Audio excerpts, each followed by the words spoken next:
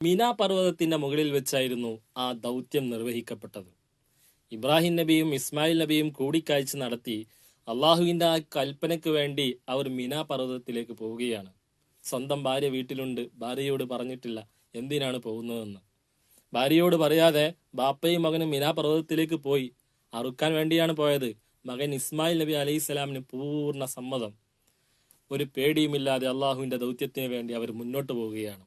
അങ്ങനെ അവിടെ എത്തിയപ്പോൾ അള്ളാഹു മലക്കുകളുടെ സഹായത്താൽ ഒരു ആടിനെ കൊടുക്കുകയാണ്. ആ ആടിനെയാണ് അള്ളാഹുവിന്റെ കൽപ്പനയ്ക്ക് വഴിപ്പെട്ടതിന്റെ പകരമായിട്ട് ആടിനെയാണ് അറുക്കാൻ അള്ളാഹു താല കൊടുത്തത്. ഈ സംഭവം അവർ തിരിച്ചു വന്ന് വീട്ടിൽ എത്തിയപ്പോൾ ഭാര്യയോടെല്ലാം വിവരിച്ചു കൊടുത്തു. ആ സമയത്ത് ഭാര്യ പറഞ്ഞു, എന്നാൽ എനിക്ക് ഇവിടെ ഒരു സംഭവം നടന്നു. എന്റെ അടുക്കിലേക്ക് ഒരു വൃദ്ധനായ ഒരു മനുഷ്യൻ കടന്നു വന്നിട്ട് എന്നോട് പറഞ്ഞു, നിന്റെ മകനെ ഇബ്രാഹിം അറുക്കാൻ വേണ്ടി കൊണ്ടുപോയതാണെന്ന് എന്നോട് പറഞ്ഞു. എനിക്ക് അപ്പോഴേ മനസ്സിലായി അത് ശൈത്വാനാണെന്ന്. ഞാൻ അദ്ദേഹത്തെ കല്ലെറിഞ്ഞ് ഓടിച്ചു.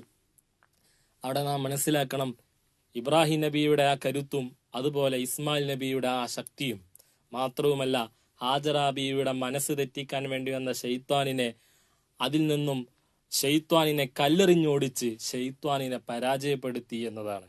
നമുക്കിതിലൊരു പാഠമുണ്ട്. വീണ്ടും കാണാം.